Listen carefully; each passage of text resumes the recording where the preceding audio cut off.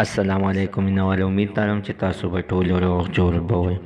عزتمنو پلاران دومره ذات لسپه شو چې زامن راپاسي او خپل پلار په زندانونو کې بند کړي وي وخت یې وټکوي ورته وایي چې ماله خپل حق راکړه. راځئ مینوالو چې دغه پلار ته څومره ظلم او زیاتی شوی دی ټول معلومات عزتمن زه تاسو سره په دې ویډیو کې شیر کوم. زه دا ویډیو تر اخره پورې ګورئ چې تاسو ته پوره معلومات در ورسیږي. د دې معلومات نه مخکې زه تاسو ته دا یادګي وکړم تاسو کو چارې زموږ په دې سوپر کلیک چینل کې نوي وئ چینل هم نوي سبسکرایب کړئ. مهرباني وکړئ تاسو زموږ د سوپر کلیک چینل د سره سبسکرایب کړئ خوا کې ورسره د ټلۍ نشان ووهه چې ښایي یوه نوې معلوماتي ویډیو تاسو ته په اسانۍ باندې در ورسیږي. عزتمنو وروسته د دغه شانتې ظلم نن څنګه عزتمنو په پنجاب په لاهور کې دا واقعه مخې ته راغلې ده چې 3 زامن لګېدلي دي چې خپل پلار یې رانیولی دی په کوټه کې د ده کې دپاره بند کړی دی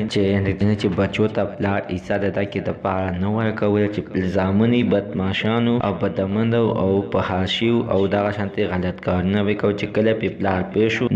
نو زامنو د حق نه یې انکار وکړو ورته ویل چې زه تاسو له هېڅکله حق نه درکوم. مینه دغه شانتې دا 3 وانه زامن رالګېدلي دي خپل پلار یې رانیولی دی او په کوټه کې بندیوان کړی دی چې بیا 6 میاشتې عزتمنو دغه شانتې په کمره کې بند و چې د محلې خلکو ته پته ولګېده چې یعنې دا بوډا خو په کمره کې بند کړی دی او زامن ورباندې ظلم او زیاتی کوي چې مینه دغه شانتې سوشل میډیا والا او بیا د پنجاب پولیس ورغلي دي او عزتمنو چې دغه پلار یې بیا کولاو کړی دی او ویلي دي چې هغه ټول حقیقت بیان کوي چې زه د ده کې دپاره دوی له عیسی نه ورکوم که نه کېږي د بچو په پلار باندې حق کېږي چې عیسی ورکړي خو دوی په حاشیې دي دوی دغه شانتې غلط کارونه کوي او دا ما ډېره په سخته باندې ګټلي. مینوال یو طرف ته د پلار خبره هم صحیح ده چې زه یې دومره په سخته باندې ګټم او بچي مې دومره په اسانه باندې الوځوي. مینوال زموږ د سره تر نن زه خبر د دې ځای پورې د نوي معلوماتو لپاره د سره زموږ د سوپر کلیک چینل د سره سبسکرایب کړئ خوا کې ورسره د ټلۍ نښان ووهه چې ښایي یوه نوې معلوماتي ویډیو تاسو ته په اسانۍ باندې در ورسیږي.